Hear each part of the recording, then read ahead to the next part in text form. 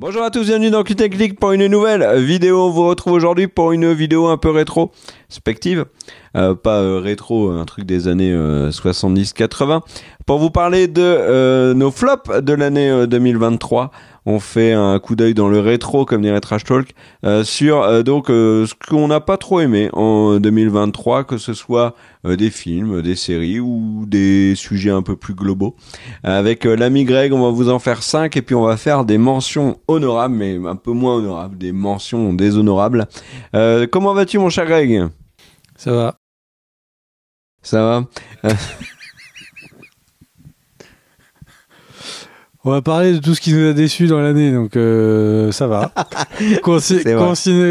Considérant qu'on va parler que des trucs qui nous ont pas du tout chauffé ou qui nous ont carrément déçus, voire meurtris dans nos cœurs, écoute, ça va au mieux, quoi. On fait aller, quoi. Tu veux commencer ou tu veux que je commence ? Ah non, vas-y, commence. T'as l'air d'avoir la patate. Alors, moi, ça va, j'ai la patate. Eh ben, mon premier flop, mon cher Greg, moi, c'est un truc un peu global. C'est un truc qu'on a eu toute l'année. C'est les plateformes et les différents abonnements qui ont vraiment eu le cœur sur la main et surtout la main dans notre portefeuille, puisqu'il y a eu une augmentation des abonnements absolument partout, que ce soit au niveau du jeu vidéo du côté de PlayStation et de Xbox, bien sûr, Spotify qui a augmenté ses tarifs, Netflix, Apple TV, Prime, Disney+, bref, tous mes abonnements ont augmenté. C'est formidable et c'est agaçant parce que au final c'est un peu une course effrénée dans le mur, parce que en période de pouvoir d'achat en baisse, inflation en hausse, etc., le discours de nous dire oui, mais on a besoin d'un peu plus pour continuer à vous fournir soit le service, s'ils sont honnêtes, soit un discours beaucoup moins honnête de dire pour vous proposer du contenu de meilleure qualité, comme le dit Disney+, et notamment, alors quand on leur dit juste après Secret Invasion, et vous venez de faire Secret Invasion, les gars, commencez juste à faire un truc à peu près potable. Ça passe moyen et je pense que c'est extrêmement risqué pour toutes ces plateformes. Ça nous oblige à faire des choix. Moi, j'ai fait des choix. Par exemple, j'ai plus l'abonnement PlayStation. J'ai nerfé mon abonnement Spotify, le Netflix. Puis, alors, c'est aussi des trucs où on est où j'ai envie de dire l'histoire d'amour entre guillemets avec certaines plateformes prend fin, parce que on avait Netflix qui avait basé toute sa com sur le partage de comptes, qui s'était amusé à faire des tweets d'ailleurs là-dessus. Le partage c'est la vie, le tweet de Netflix est légendaire. Ils reviennent dessus, ils augmentent les tarifs, en veux-tu en voilà. Il y a des coups de douce comme Prime qui n'augmente pas ses tarifs mais qui met de la pub et qui dit en fait maintenant si vous voulez pas de pub vous allez payer plus cher. Donc en fait c'est une augmentation de tarifs déguisée.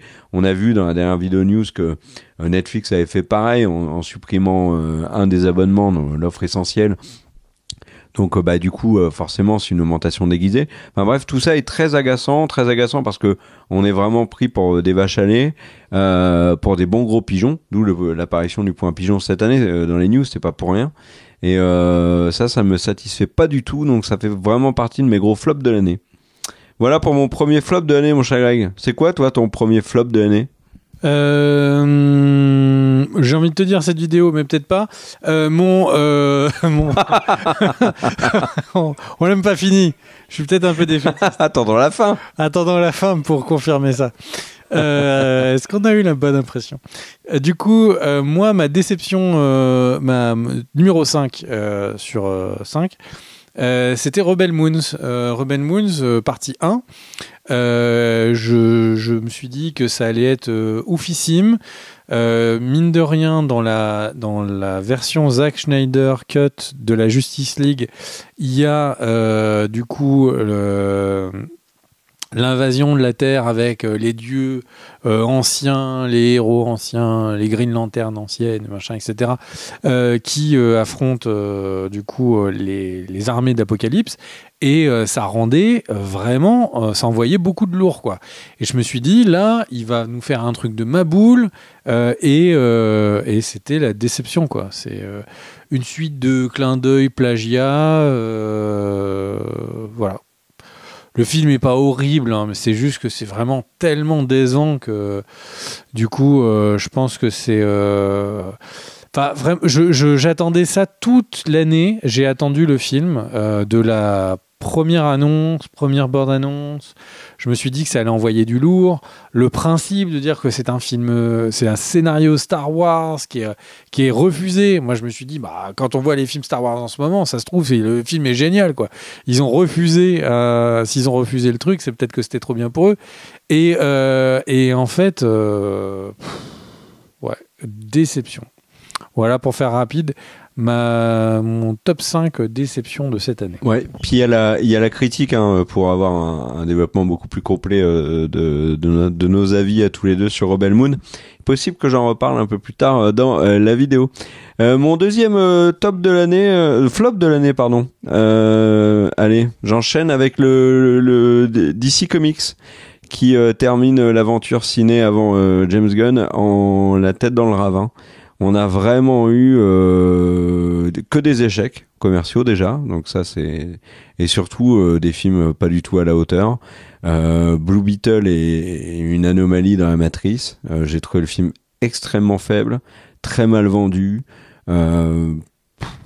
Et The Flash, bien évidemment. The Flash est catastrophique. On en a parlé dans la critique, on en a parlé entre nous, on en a parlé avec vous dans les commentaires, on en a parlé dans la rue quand on s'est croisés.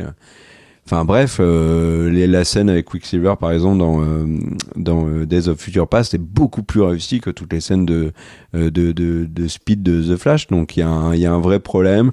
L'histoire est bête, c'est très creux. Il y a eu plein de trucs derrière. Nicolas Cage qui était pas au courant de ce qu'il jouait. Enfin, il y a vraiment il y a rien qui va. Je trouve que DC termine l'aventure DCU vraiment une sale manière avec les acteurs qui sont virés. On a même pas des annonces vraiment officielles, ce qui fait que Jason Momoa pendant la promo d'Aquaman, alors qu'on sait qu'il ne sera plus jamais Aquaman parce qu'ils ont annoncé le départ de Jason Momoa, d'Ezra Miller et de Gal Gadot en douce, lui redit mais non en fait moi je pense que c'est terminé hein. Il est même en train de se projeter sur Lobo avec James Gunn même si c'est pas encore officiel. Enfin voilà, il y a rien qui allait. Échecs commerciaux, échecs critiques, des films, et c'est le même symptôme du côté du MCU, hein. C'est-à-dire qu'on fait des petits films sur on fait des films sur des super-héros qui sont pas des super-héros majeurs, et on oublie de construire le truc qui est le sel de la franchise. Et là, on est parti sur du Shazam, sur du Blue Beetle, ça va pas. On a cru qu'Aquaman était une machine de guerre parce que le premier a marché, le deuxième se vote lamentablement parce qu'en plus il y a eu une très très très très mauvaise promo. Enfin voilà. Donc pour moi c'est un des gros flops de l'année. Et toi mon cher Greg ?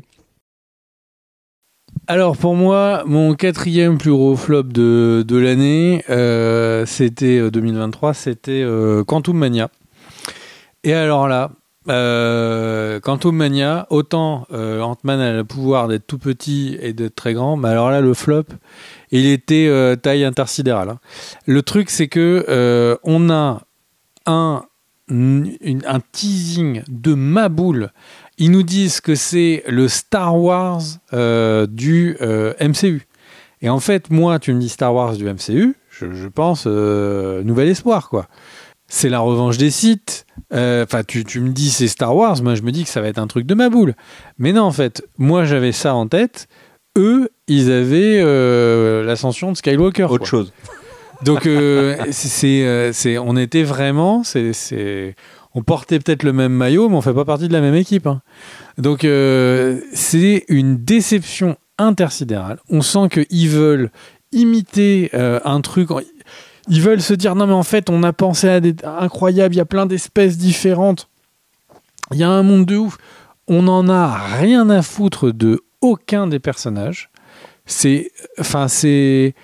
Ils nous prennent une palanquée d'acteurs. Je sais même pas combien d'acteurs oscarisés ou qui ont eu des Emmy dans ce film. C'est un truc de fou. C'est-à-dire que c'est un film qui a un casting, mais plus que XXL. Il y a des grands acteurs qui viennent juste pour dire coucou et qui repartent. Bill Murray, il est là pour dire hey, vous avez vu la couleur du dollar? Parce que, en fait, j'aime bien cette couleur. Et le truc, c'est que le scénario n'a aucun sens. On utilise le plus grand Kang de l'univers. Il se fait littéralement essuyer des pattes de fourmi sur la gueule. Ce film est un accident. Et ce film, est sans doute une des raisons du début de l'apocalypse héroïque qu'il y a en ce moment. Le fait que ce film soit une énorme déception fait que The Marvels, même s'il y a des gens qui disent qu'il est sympatoche et tout, les gens ne veulent pas aller voir. Moi, j'ai vu Quantum Mania, je n'ai pas voulu aller voir The Marvels au cinéma. Le truc, c'est que Quantum Mania, c'est une énorme déception au ciné l'année dernière. Au moins, les Ant-Man, ils n'étaient pas fous avant, mais ils n'étaient pas nuls. Et alors, si tu peux me trouver, Daniel, l'image de MODOK. MODOK. Ouais, MODOK, c'est dingue. Et MODOK, le truc, c'est que c'est le plus gros what the fuck de trucage, je pense, de ces 10 dernières années dans les films à gros budget, quoi. C'est-à-dire que MODOK et sa gueule complètement éclatée, c'est impensable. Tu te dis que c'est un... T'as vraiment fondamentalement l'impression que c'est une blague de 1er avril, quoi. Et bah non. Et tu sais que t'as fait quoi, 2 ou 3 flops? Et tu as déjà deux fois l'acteur Corey Stoll qui joue dans Rebel Moon et qui joue MODOK. Donc c'est la vidéo, on lui fait sa fête, quoi. Bah, puisque tu parlais de Quantum Mania, mon cher gars, moi je vais rester sur Disney, mais alors dans sa globalité. Toi, tu fais vraiment 5 grosses déceptions. Moi, c'est plus global. Et dans cette globalité-là, Disney, c'est pas une bonne année, hein. Clairement pas. Je la mets dans mes flops. Que ce soit du côté de Marvel, t'as cité Quantum Mania, je suis 100% d'accord avec toi. Tu rajoutes les séries en dehors de Loki, Secret Invasion, c'est loupé, mais surtout Gaïa à la fin, enfin Gia à la fin, c'est improbable. Ils ont pendu un truc qui va soit ils vont le mettre au placard et plus jamais y toucher parce que c'est radioactif, soit ils vont essayer de faire quelque chose avec et ça va être un carnage. Mais ce personnage est improbable, pauvre Emilia Clarke. On a ça du côté de Marvel. Je trouve que du côté de Star Wars, The Mandalorian n'a pas été aussi bien que les 2 premières saisons. Derrière, on a eu Ahsoka qui était, je trouve, vraiment en dessous de ce que j'espérais. La petite sirène, c'est pas désagréable, mais moi il y a un truc que j'ai trouvé dingue, c'est que on voit pas la flotte, et ça je trouve que visuellement c'est un carnage. Javier Bardem, je trouve que ça marche pas non plus.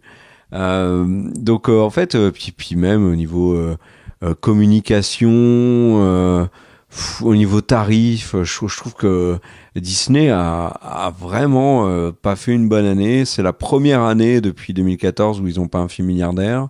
Je trouve que les Gardiens de la Galaxie 3 est sympathique, mais j'en attendais mieux.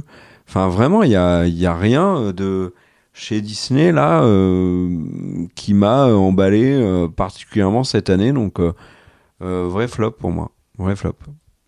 À toi, mon cher Greg.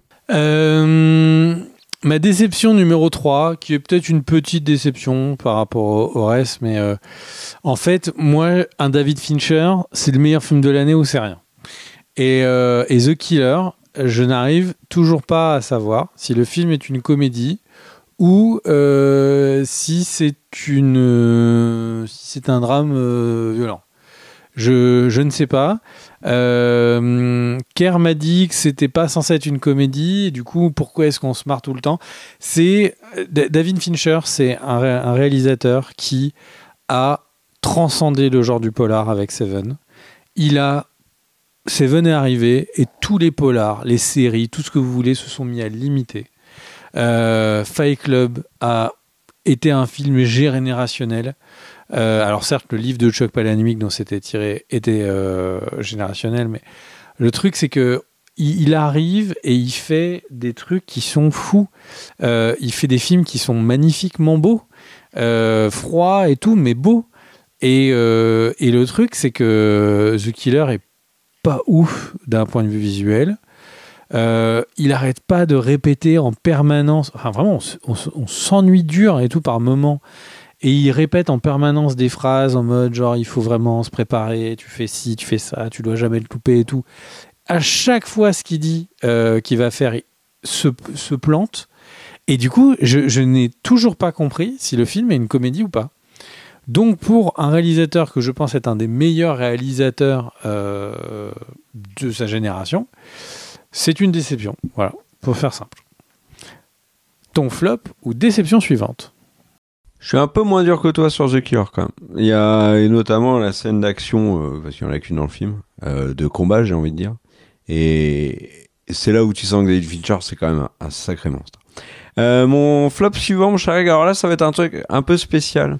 C'est une loi qui a été appliquée cette année, qui avait été votée en 2021. C'est une loi qui concerne les livres et qui fait que maintenant on doit payer 3 € de frais de port si on se fait livrer un livre. Alors c'est un débat complexe qui a divisé énormément les acteurs du marché, qui a eu quelques complications avec l'Union européenne. Enfin c'est voilà, ça fait pas unanimité dans l'édition et chez les revendeurs. Moi j'ai voulu juste, pourquoi est-ce que moi je le mets dans mes flops? Je le mets à mon niveau. Je trouve que c'est une loi qui a, pour moi, qui aime énormément les livres et qui en achetait beaucoup, m'a privé du plaisir de l'achat impulsif sur Amazon d'un bouquin, etc. Et vous allez dire, oui, mais t'as qu'à aller dans une librairie. D'accord, très bien. Mais vous faites quoi quand il n'y a pas de librairie? Et vous allez dire, mais il y en a forcément? Bah non. Moi, par exemple, dans mon cas très précis, si je veux m'acheter un bouquin, j'ai dans une librairie, alors l'idée de la loi, c'est qu'il y ait une équité entre vendeurs de bouquins. Alors, elle a un travers, cette loi, c'est que ça permet aussi, et il y a plusieurs politiques qui l'ont dit, notamment à l'époque, Roselyne Bachelot, quand elle a été ministre de la Culture, ça va permettre aussi à Amazon de faire payer les frais de port. Puisque maintenant, les frais de port sont obligatoires. Mais, y compris aux abonnés Prime. Mais le truc, c'est que, moi, littéralement, individuellement, je dois me farcir 45 minutes de route pour aller dans une librairie pour avoir un bouquin. Et ça, c'est un vrai problème. Et je pense que, et ça est le cas de beaucoup de gens en France, on n'a pas des librairies à chaque coin de rue. Et donc, dans une grande ville, ça passe. Quand on a une ville pas trop loin, ça passe. Mais je trouve que cette loi limite l'accès à la culture. Et c'est très problématique. Et en plus, elle peut avoir des travers, parce qu'il y a des inquiétudes là sur le fait qu'il y ait une augmentation du prix des livres dans les mois, années à venir, qu'il y ait une augmentation, que les gens passent beaucoup par le marché de l'occasion, et que du coup, là, ils envisagent de taxer l'occasion de bouquins. Enfin, c'est très problématique. Et là, dans les faits, la loi a été appliquée le 7 octobre. Moi, j'ai acheté Comment ils vont taxer le marché de l'occasion de bouquins? Alors là, je ne sais pas, mais regarde. Ils vont aller sur les vides-greniers avec des flics tu sais, habillés en grand-mère. Non, mais alors là, tu parles. Ils vont essayer de pécho les mecs qui vendent leur grenier. Alors là, tu sais, tu rigoles sur les brocantes, mais les brocantes, logiquement, même si il y a une législation sur les brocantes, tu peux pas en faire 36 par an, etc. Donc il y a moyen de. Alors sur les brocantes, ça va être. Mais par exemple, je pense à Vinted. Attends, mais il y a des brigades de mecs qui sont habillés en civil, qui font les brocantes et qui sautent sur les vendeurs de vinyle. Arrête, j'essaie d'être sérieux. Sur Vinted, moi, je te pose des questions. J'essaie de comprendre ta zone rurale dans laquelle tu vis. Greg, sur Vinted, tu es obligé de mettre l'ISBN du bouquin quand tu le mets en vente. Donc, il suffit juste que quand tu le vendes, eh ben, il y ait 1, 2, 3 € de plus de frais de port à l'acheteur. Et puis, terminé. Donc sur Vinted, l'achat de vente de livres sera coincé. Tu peux faire pareil sur Le Bon Coin, sur d'autres sites, sur eBay, et en fait le truc c'est que pour ceux qui peuvent pas se déplacer. Et tu crois que les gens iront à côté des écoles avec des grands parkas, ils ouvriront en disant est-ce que tu veux mon Harry Potter? Est-ce que tu veux? Là j'ai du Petit Prince là. Là tu te moques, mais dans les faits, moi ce que j'essaie de dire c'est que j'achetais plusieurs livres par mois et je pense que depuis le 7 octobre j'en ai acheté 2 ou 3. Et je pense que c'est le premier Noël où j'achète pas de livres et où on m'en offre pas. Et il y a une vraie conséquence. Et moi, je me demande si sur les éditeurs, ça n'a pas des conséquences qui vont être durables et dramatiques. Donc, à voir. Après, oui, il faut faire l'effort d'aller dans les librairies. Je comprends le sens de la loi. Il faut défendre les petits commerces, etc. Il n'y a pas de problème. Je suis pas pour donner les clés de l'univers à Amazon, mais je suis embêté aussi par l'idée de restreindre l'accès à la culture. Et ça, j'aime pas ça. Donc, ça a eu un vrai impact sur moi et je pense sur plein d'autres personnes. Et surtout que tu vois, il y a des librairies à la campagne, par exemple, bah, ta librairie, elle ne propose que des bouquins bien précis, sans possibilité de commande. Ça va être les plus gros succès, les BD les plus connus, les mangas les plus connus, les livres de Marc Lévy et compagnie. Mais tu vois, j'avais pris l'exemple, on avait fait la vidéo sur Star Wars avec Alexandre. Il nous avait conseillé un bouquin, je l'ai noté. Tout de suite, à la fin de la vidéo, je me suis pris sur Amazon, ils m'ont proposé 3 euros, je l'ai dit, ah oui, zut, bah, c'est pas grave, j'irai le chercher dans une librairie. Je ne l'ai jamais trouvé, y compris en commande. Donc voilà, alors qu'il est dispo sur Amazon. Donc, ok, 3 euros, c'est pas la mort, mais c'est quand même 3 euros de plus. Et moi, ça m'agace vraiment. À toi, mon cher Greg. Ma déception top 2 de l'année dernière, c'est Mission Impossible.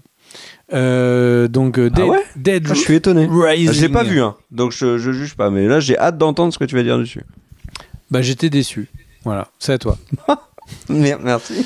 Non, mais pour moi, en fait, les Missions Impossibles, c'est pas les derniers films d'action qui étaient les derniers étaient à la fois intelligents, rythmés, bien menés. Enfin, vraiment des personnages à enjeu. En plus, Rebecca, j'ai oublié son nom, l'actrice, elle joue hyper bien. Ferguson, ouais, exactement. Ferguson, elle joue super bien. Il y a une équipe, on sent, qui est soudée pour faire les films, qui se voit l'image et tout. Et j'ai trouvé le scénario mais hyper lambda, des gros trous dans le scénario, des scènes d'action pour des scènes d'action. Enfin, j'ai vu une espèce de version super héroïque de Mission Impossible, là où pour moi c'est vraiment ces dernières années les films qui étaient en train de dire genre on peut faire des films grand budget d'action pas con. Et donc que celui qui est le porte-étendard de ça soit aussi décevant, qu'en plus le film il arrive en mode cliffhanger, en fait faut voir la suite parce que ce film là il se suffit pas tout seul à lui tout seul. J'ai trouvé ça vraiment vraiment décevant. C'est vraiment un film il y a une action, une espèce d'action effrénée, mais comme on n'est pas attaché aux personnages et qu'ils sont en train de courir après un truc qui est un peu absurde, du coup, on s'en détache. Vraiment une déception, ce film. Encore une fois, il faut toujours voir une déception. Si on part de rien, on va pas être très déçu.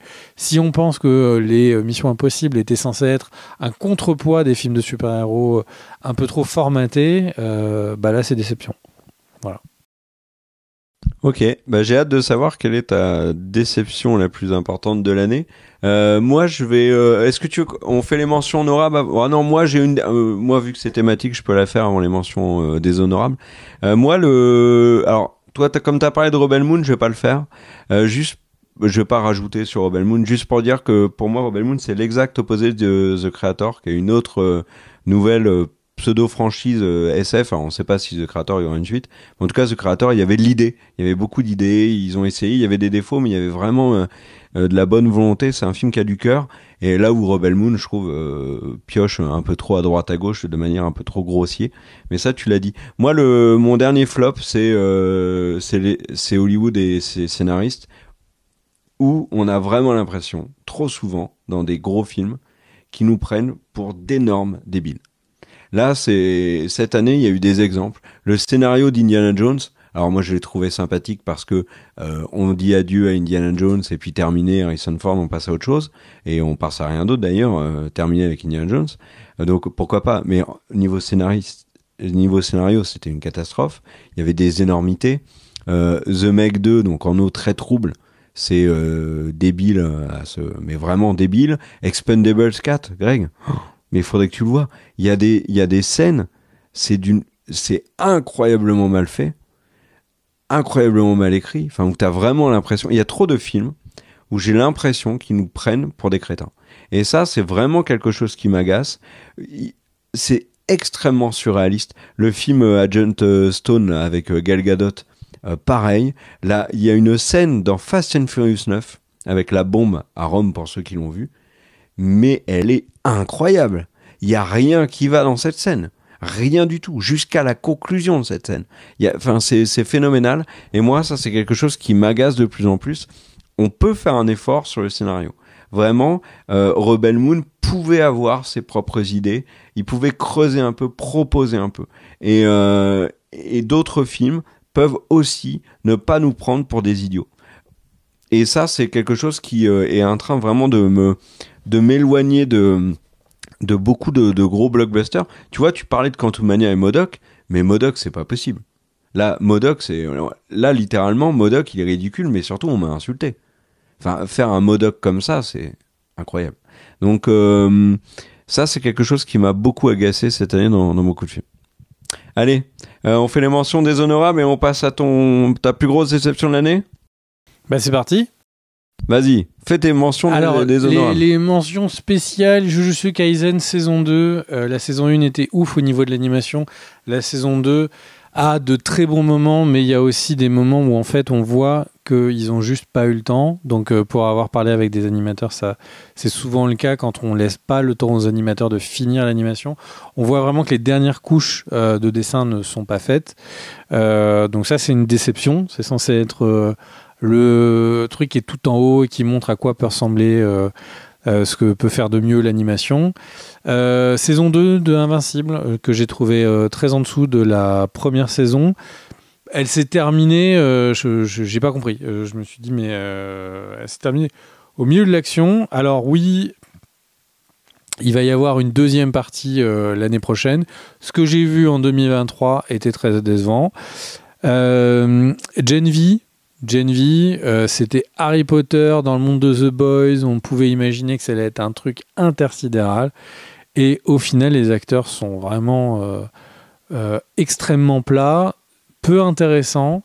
Une série qui développe pas beaucoup de choses. Cette série qui va servir à presque rien, à part une notion que je vais pas vous dévoiler. Elle sera potentiellement inutile à The Boys. Le créateur l'a confirmé. Voilà, pour mes petites mentions de petites déceptions de l'année. Et ben moi, mon cher Greg, je vais citer la saison 2 de Viking Valhalla qui est sortie en début d'année 2023, que j'ai trouvé incroyablement en dessous de tout ce que Viking avait pu nous proposer, y compris la première saison de Viking Valhalla. C'est pas facile à dire ça. J'ai été un peu déçu par Bodies de Netflix. Je trouvais que le principe de la série était hyper prometteur et ça l'est pas. Puis alors, la dernière scène de la série flingue absolument tout. Donc grosse déception. J'ai quand même vu des films très très mauvais cette année. Je vais en citer quelques-uns. Sayen, un film chilien sorti sur Netflix. J'ai rarement vu un truc aussi mauvais. Ghosted. Tout à l'heure, je parlais de films qui nous prenaient pour des idiots avec des scènes incroyablement surréalistes et un scénario écrit avec les pieds. Ghosted, c'est dingue, hein. Et c'est Apple TV qui l'a fait, donc avec Ana de Armas, Chris Evans. Apple TV, ils font des bonnes séries, mais alors là, sur ce film-là, ils se sont vautrés, comme j'ai rarement vu, la scène dans le bus péruvien, c'est pas possible. Family Switch, avec Jennifer Garner et j'ai oublié son nom, il m'en voudra pas, Ed Helms, sur Netflix, c'est pareil, c'est un film... ils nous prennent pour des crétins. Qu'est-ce que je pourrais ajouter d'autre? À Johnstone, j'ai déjà dit. Et puis des films d'horreur. Moi, j'ai vu une tripotée de films d'horreur cette année qui étaient tous, pas tous. Il y en a quelques-uns qui sortaient du lot. Par exemple, Thanksgiving avec Patrick Dempsey était un peu plus quali. Mais alors, L'Exorciste, etc. Mais au secours, quoi. Saw, le nouveau Saw, mais pourquoi? En plus, le nouveau Saw n'a aucune morale, c'est-à-dire qu'ils mettent en héros le mec qui a massacré tout le monde depuis 10 films. C'est pas possible. Donc, beaucoup de mauvais films quand même, heureusement. Et vous le verrez dans la vidéo des tops, il y a des choses beaucoup plus positives en 2023. Mais là, au niveau des flops, on a vu quand même quelques très mauvais films. Voilà, mon cher Greg, je te laisse terminer avec ta déception de l'année. J'ai hâte de savoir ce que c'est. Eh bien, qu'est-ce que ça pourrait être d'autre que... Est-ce que je peux deviner? Alors, tu me l'as rien dit. J'ai envie de dire que c'est The Flash. Bah évidemment. C'est The Flash et en plus le contexte est succulent. En fait, le truc c'est que The Flash est un film qui nous a été annoncé comme étant le film, un des meilleurs films de super-héros de l'histoire. Ils l'ont montré à Brad Pitt, n'importe quoi. Ils l'ont montré à Tom Cruise. On ne sait pas pourquoi. Tom Cruise aurait dit que c'était un des meilleurs films qu'il a pu voir de super-héros. Ils nous disent que voilà, Ezra Miller, peut-être que c'est quelqu'un qui va être condamné plusieurs fois par plusieurs tribunaux en très peu de temps. On rappelle, parce qu'il y a des gens qui disent oui, mais non, il a plaidé coupable. Donc, est-ce que oui ou non il est coupable ? Si vous faites confiance à Ezra Miller, il est coupable.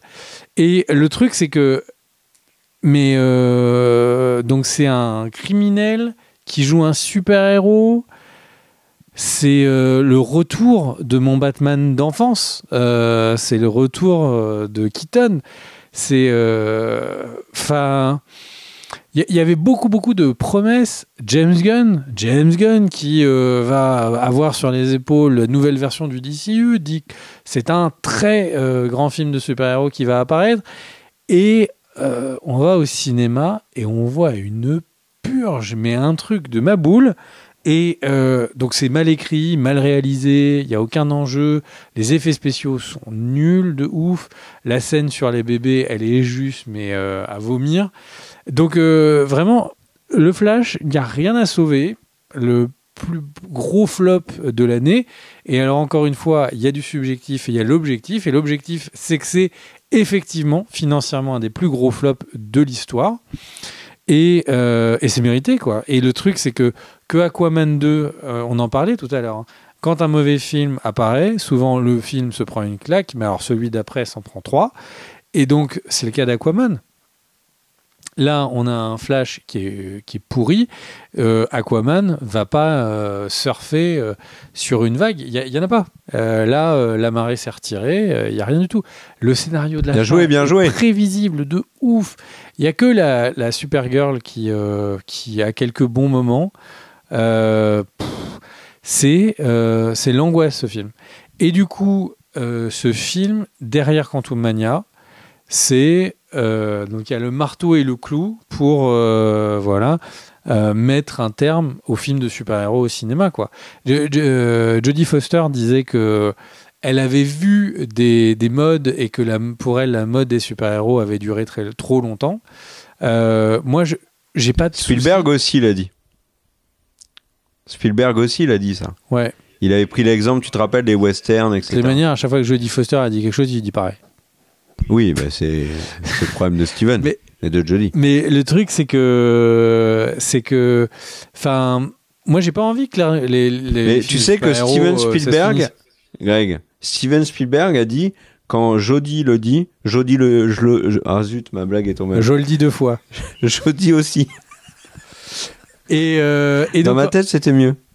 Et donc le truc, c'est que moi, j'ai pas envie qu'il y ait plus de films de super-héros. J'ai envie de voir encore tous ces comics et tout qui n'ont pas encore été adaptés. Il y a plein de trucs super chouettes en comics qui méritent d'être adaptés. Et là, wow, même nous, il nous démotive. Donc c'est dire à quel point c'est un flop, quoi. Et du coup, les gens qui l'ont fait ont été punis. Voilà, ils avaient prévu d'avoir du caviar pour Noël, et ils n'ont pas eu. Ils auront sans doute que du foie gras, et le caviar, ils l'auront pas. Mais là, je suppose que la personne qui a fait le film, ses petits bonus de fin d'année, je crois qu'il lui a dit bonne nuit, ciao. Et puisque Kerr n'a fait que des flops qui n'étaient que des concepts immatériels, est-ce que tu me permets de rajouter un concept immatériel à mon dernier flop de l'année ? Tu sais quoi ? Allez, vas-y. C'est vrai ? Ouais, mais parce que c'est toi. Bon. Eh bien, mon concept immatériel qui est le plus mauvais, enfin le pire flop de l'année, pour moi, c'est Disney. Disney, si je devais trouver un concept, quelque chose qui a été le plus gros flop de l'année, je pense que c'est sans aucun doute Disney. Disney, sur tous les fronts, s'est planté cette année. On a commencé l'année, il y avait des gens qui étaient un peu tendax sur Disney, et là on a fini 2023 avec des gens qui haïssent. Enfin, vraiment, c'est une haine pour Disney. Donc, la société qui était censée avoir toutes les licences qui donnent chaud au cœur, là, c'est vraiment, on peut pas faire plus gros loupé de l'histoire. Leur action s'est éclaté la tête à la bourse. Les analystes prévoient que ça continue de s'éclater la tête. Les films, c'est la folie, comment ils ont perdu de l'argent. Les séries ont été catastrophiques. La plateforme Disney+ est à perte. Encore une fois, Disney nous l'a dit, puisqu'ils viennent d'augmenter les prix parce qu'ils n'étaient pas rentables. Ils ont perdu, enfin, ils nous ont sorti des séries qui les ont eux-mêmes tués, fait disparaître de leur plateforme. Willow Coucou. Il y a... Ça, c'est novateur, quand même. Non, mais c'est un supprimer du contenu. Supprimer du contenu, incroyable. Et ils ont inventé le truc c'est même... Comme il n'y a pas de support physique qui existe, ils ont supprimé l'existence. C'est-à-dire qu'il n'y a que, à l'heure actuelle, les gens qui ont piraté la série qui ont une copie de Willow dans le grand public. C'est intersidéral. Donc, légalement, tu peux pas avoir Willow. Il y a que la Warner qui a fait un truc un peu similaire où eux, ils financent un film, ils le sortent jamais, ils détruisent toutes les copies. Exemple Bad Girl. Mais alors personne ne l'avait vu. Là, les gens ont vu. Les gens, il y a des gens typiquement qui étaient genre, qui s'étaient pas pressés pour le regarder, qui sont peut-être au milieu de la série. Ciao, bisous. Et le truc, c'est que là, on est à un point de haine de l'entité Disney qu'il y a des épisodes de South Park qui sont spécifiquement pour aller targeter Disney. Alors oui, vous allez me dire, Mickey aime bien le pognon, c'était déjà une blague depuis longtemps. Mais déjà, une souris, tu lui retires pas son petit fromage. Et le truc, c'est que là, clairement, c'est tout le spectre, c'est-à-dire tout le spectre du public. Les gens qui sont à fond sur Star Wars sont extrêmement déçus de Disney. Les gens à fond sur Marvel sont déçus de Disney. Les gens qui sont à fond sur les films Disney d'animation sont pour beaucoup déçus. Ils ont fragmenté leur public. Enfin, quand tu allais à Disneyland juste après la sortie du film La Petite Sirène, les cast members étaient en train d'expliquer aux gens attention, c'est pas la Petite Sirène d'avant, c'est la nouvelle et tout, pour préparer les gens à se barrer. Enfin, ils ont séparé leur public en diversion, et les gens qui globalement sont pas des fous de Disney, il y en a plein qui maintenant n'aiment pas Disney parce qu'ils ont été déçus de telle ou telle adaptation. Donc je pense que vraiment ils ont tout foiré. Donc pour moi le plus gros flop de l'année tout court, si on parle pas d'œuvre, c'est Disney. Encore une fois, j'ai jamais vu autant de haine autour d'une société à l'heure actuelle. Ou alors faut vraiment reprendre, tu vois, genre les années où il y avait, tu sais, des trucs genre Wallet Packard, où il y avait des trucs où les... Non, mais tu sais, dans le gaming, regarde, prends Electronic Arts dans le gaming. Electronic Arts en gaming, il y a une haine depuis des années. Mais est-ce que les gens, tu leur dis qui tu aimes le moins entre Electronic Arts et Disney? Je pense qu'il y a une majorité de gens qui vont dire Disney. Parce que Disney est bien plus connu qu'Electronic Arts. Bah, exactement. Dans le monde du gaming... donc la chute est d'autant plus grande. Oui. Après, je pense qu'ils se relèveront assez aisément. Ils ont tellement de licences, il y a tellement de licences qu'on aime bien. Et bien là, je suis d'accord avec toi sur ils ont toutes les licences, mais je ne suis pas d'accord sur ils se relèveront. Parce que quand tu entends que Bob Iger indique que si The Marvels est un échec, c'est parce qu'il n'y avait pas assez de contrôle de la part de Disney de ce qui se passait sur le tournage, qu'il n'y avait pas assez d'exécutifs sur place. Elle est où la liberté créatrice qui permet de faire des œuvres et tout. Ils sont à Disney, des milliers c'est pas Bob Iger. Bob Iger, il est là pendant un temps. Peut-être qu'il bougera. Ils investissent dans les IA pour nous faire le générique du Go Secret Invasions. Ils font que des choix long terme qui sont super flippants. Oui, mais ça ne leur apporte rien. Donc ils accumulent les échecs. Donc au bout d'un moment, ils vont lâcher l'affaire. En fait, les IA, ils vont lâcher l'affaire. Bob Iger, il va changer son fusil d'épaule. Enfin, voilà. Moi, je crois malheureusement. On le voit sur Marvel, il change déjà des choses. Pour l'instant, il persiste. Pour l'instant, le discours sur The Marvel, c'est on n'a pas assez contrôlé, c'est la faute du Covid, c'est plus possible de faire des gros succès maintenant. C'est pour l'instant, il persiste. Alors, il a déjà dit qu'il allait se barrer, on a compris que ça allait être dans les 3 ans, etc. Bon, très bien. Il y a d'ailleurs eu la semaine où on enregistre, il y a eu quelqu'un j'ai oublié, il y a d'un gros groupe qui a été nommé, qui est un nouveau gars qui est nommé au board et qui est spécialiste dans les transitions de grosses sociétés. Donc, ils ont prévu de transitionner vers quelque chose. Le problème, c'est que le discours, quand tu entends qu'est-ce qu'ils pensent qu'il faut et pourquoi ils ont tort et qu'est-ce qu'ils doivent corriger, c'est que des trucs où tu te dis, mais en fait, partez par là, et ils te disent, mais moi, je pense que c'est là qu'il faut aller. T'es sûr? Parce que là, t'es à bord de ton bateau et t'es en train d'être en face d'un gros iceberg. Non, mais tu comprends, il va fondre et tout. Moi, je suis pas confiant sur Disney à court terme. 3 ans, c'est court terme. Je les vois pas. Le gros pack bossé, retourner le truc et tout. Et quand tu regardes les trucs qu'ils font, quoi, le cruise, le Star Cruise ou je sais pas quoi, où c'était $3000 pour aller minimum pour. C'est quand ils font toutes les activités qu'ils font à l'heure actuelle, les films qu'ils font, les trucs, t'as l'impression qui se disent comment est-ce que je peux traire le plus possible les gens qui aiment bien mes licences. Ils sont plus dans une logique de dire je vais choyer les fans, je vais leur donner des nouvelles choses, je vais tenter, je fais 2 œuvres qui sont qui existent déjà, je vais essayer de les choyer les mecs qui aiment bien ça, et puis je vais en tenter une 3e. T'as l'impression qu'ils sont juste obsédés par traire le public sur ce qui est déjà fait et pas investir. Je vois pas d'investissement, je vois pas de volonté de faire de la qualité, quoi. Et j'entendais, il y a une vidéo il y a pas longtemps de Fossoyeur de film sur le cinéma n'est plus bien, etc. Et il disait que les making-of des films sont plus intéressants que les films. Et franchement, sur les dernières productions Disney, je trouve ça complètement justifié. C'est 1000 fois plus intéressant de regarder un making-of d'un des derniers Marvel que de regarder les derniers Marvel. Idem pour les films, les live-action de chez Disney. Bref, donc pour moi, le plus gros fail qui n'est pas une œuvre, c'est Disney. Encore une fois, juste sur le fait que entre le début d'année et la fin d'année, j'ai jamais vu autant de haine s'accumuler autour d'une société. Et je te laisse la parole.